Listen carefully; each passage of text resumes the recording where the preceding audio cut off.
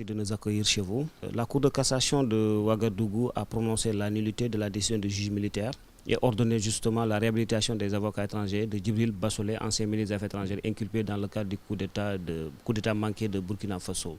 Vous faites partie justement de ce pool d'avocats-là. Dans quel état d'esprit êtes-vous? Et je dirais aussi dans quel état d'esprit est votre client après justement cet arrêt de la Cour de cassation? Attention, dans votre question, vous parlez à la fois de l'arrêt de la Cour de cassation et d'une décision de la Cour de justice de la CEDEAO. Oui. Ce sont quand même deux décisions différentes, qui disent deux choses différentes. Oui. La première, la décision de la Cour de cassation qui est intervenue en premier de l'État du Burkina Faso a décidé, a déclaré que le juge avait violé les conventions internationales, et notamment celle de l'UOMA, et celle de les conventions françaises, les conventions internationales entre le Burkina Faso et la France, en décidant que les avocats étrangers ne pouvaient pas assister leurs clients au Burkina. Mais elle a cassé une décision de la Cour de cassation, de la Chambre d'accusation, que là-bas il y a un autre nom. Justice militaire. Justice... Non, c'est Chambre de contrôle, okay. Donc, mais qui est l'équivalent à peu près de notre Cour de cassation. Et ils ont décidé, ils ont cassé cette décision et ils ont renvoyé devant la même juridiction autrement composée. En principe, vu les motivations adoptées par la Cour de cassation, il va être difficile à la chambre de contrôle autrement composée de décider que les avocats étrangers ne peuvent pas assister leurs clients. Mais on ne sait jamais.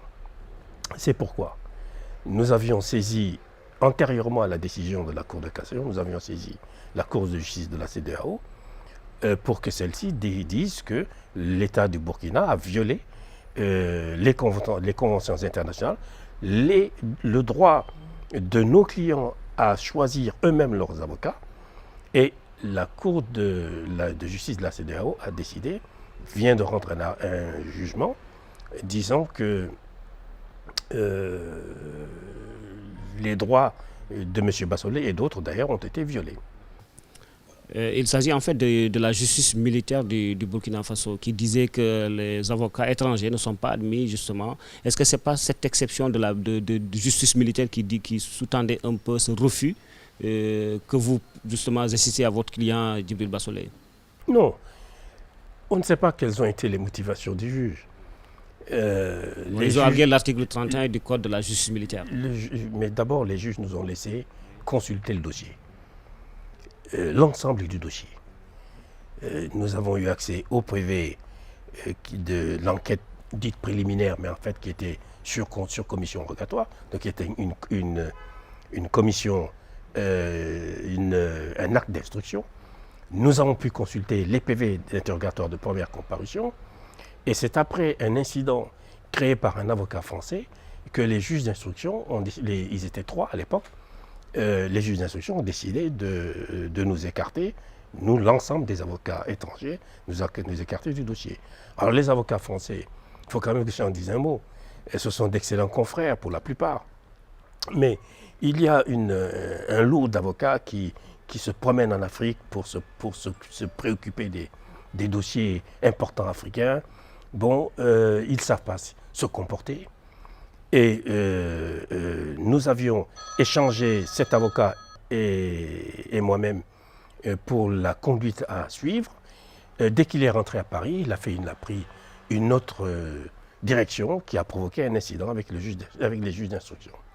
Justement, après cet incident clos, dans quel état d'esprit justement êtes-vous en tant qu'avocat de Djibril Bassolé, et Djibril Bassolé qui est toujours à la maison d'arrêt militaire de Moi, je suis serein, vous savez, parce que j'ai toujours pensé qu'au bout du compte, on nous donnerait raison, parce que les textes sont clairs. Donc j'ai toujours été serein. J'ai accueilli les décisions tant de la Cour de cassation du Burkina Faso que de celle de la CEDEAO avec la plus grande sérénité. Ça n'a pas changé mon état d'esprit. Je suppose pour mon client, par contre, les choses sont un peu différentes. J'ai pas mes clients d'ailleurs, parce que j'en ai plusieurs, je n'ai pas encore eu l'occasion de les voir. Mais je suis persuadé qu'ils sont contents. Mais ils étaient également confiants. Ils savaient que cette décision des juges d'instruction militaire on va rappeler un peu les faits qui consistaient justement à porter sur des écoutes téléphoniques entre l'ex-ministre des Affaires étrangères et le président de l'Assemblée nationale de Côte d'Ivoire. C'est des faits gravissimes quand même si cela s'avère vrai. Non, d'abord, vous savez, les faits ne portent pas là-dessus. Ils sont poursuivis pour une prétendue tentative de coup d'État et complicité pour d'autres de cette tentative de coup d'État. Maintenant, pour accréditer la thèse selon laquelle mes clients, les uns et les autres, auraient été complices de cette tentative de coup d'État, ils ont produit des écoutes téléphoniques. Bon, supposées être des conversations entre M. Djibril Bassolé, entre autres d'ailleurs, parce qu'il n'y a pas que celle-ci, mais entre M. Djibril Bassolé et le président de l'Assemblée nationale ivoirienne. Bon. Mais vous savez, jusqu'à présent, nous demandons au juge de nous expliquer d'où ça vient. Et il était incapable de l'expliquer. Donc, nous avons saisi la CEDEAO aussi sur cette question-là. Et dans le même arrêt, la CEDEAO a dit qu'il n'y a pas lieu en l'état de statuer sur ces écoutes téléphoniques. Il faut, je pense, laisser l'instruction se dérouler. Fasse l'expertise et tout ça. Non, que le juge d'instruction explique d'où viennent ces écoutes téléphoniques. Vous savez, dans un dossier normal, quand une pièce est versée dans un dossier d'instruction, le juge d'instruction doit dire « je l'ai obtenu comme ça, je l'ai sollicité, j'ai demandé telle enquête, j'ai fait comme ceci, j'ai fait cela, etc. » Or, ce sont des écoutes qui ont eu lieu avant le début de l'instruction. Donc, le juge d'instruction n'a pas pu les demander. Et elles ont eu lieu pendant la tentative de coup d'État. Donc, les organismes de l'État n'ont pas pu les réaliser. Qui a fait ces écoutes-là? C'est la première question. Outre que mes clients ne se reconnaissent même pas là-dedans. Voilà, donc on verra, il faut attendre. C'est une instruction. Une instruction est en cours. Tant qu'une instruction est en cours, bon, on ne peut pas trop s'avancer. Oui, on enquête. Le juge d'instruction enquête. Nous lui demandons comment il enquête. Et jusqu'à présent, il ne répond pas. Donc nous sommes sereins. On va faire un retour vers le Sénégal, justement en parlant de l'actualité du moment, portant sur la libération de Karim Wade par une grâce présidentielle. Vous avez récemment rendu une déclaration publique qui dit soutient que toutes les démarches seront entreprises pour recouvrer sur le patrimoine de M. Karim Wade et bien entendu, entre autres personnes condamnées, l'intégralité des sommes dues. En faisant quoi? Vous allez faire exactement quoi pour recouvrer ces sommes dues-là? Ce que nous faisons depuis que l'arrêt a été rendu, nous allons taper un peu partout, là où nous savons qu'il a gardé de l'argent. Bon, vous savez l'histoire des Panama Papers. Bon, donc on peut dire que Karim Wade a quelque part sous à Panama Papers. Pardon? Donc c'est une manière de dire que Karim Wade a quelque part un peu de garder son argent vers le Panama. Nous n'en savons rien, nous cherchons. Voilà, mais il a été cité dans l'affaire des Panama Papers. Donc par conséquent, il a été cité et je n'ai pas vu de démenti formel. Je n'ai pas vu de démenti formel, il a été cité dans cette affaire.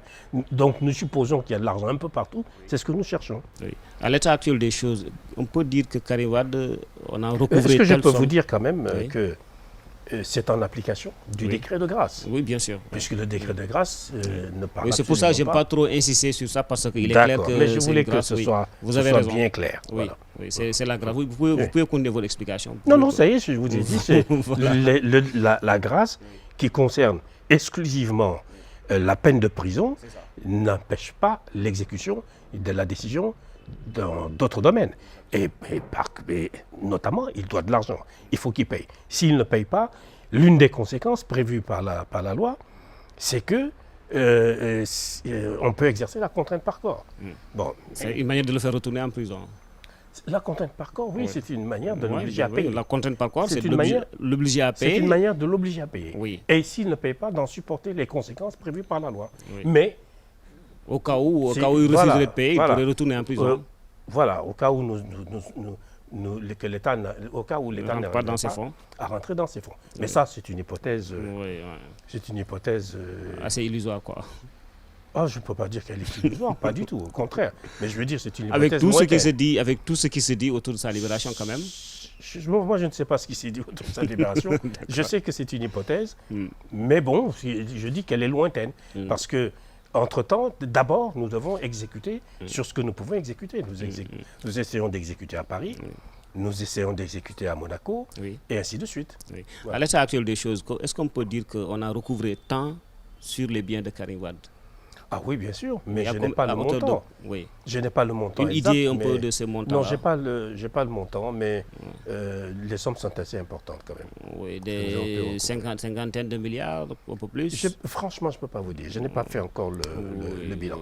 Mais l'agent judiciaire... Et il reste à recouvrer combien à peu près? Puisque je ne connais pas le montant qui a été. Je ne peux pas vous dire. Vraiment, ce serait... Je ne veux pas avancer un chiffre parce que... D'accord. Voilà, c'est pas une... moi, je continue à exécuter tant que j'aurai le devoir de l'argent. Voilà. D'accord. Mais surtout sur les biens. Merci beaucoup, maître.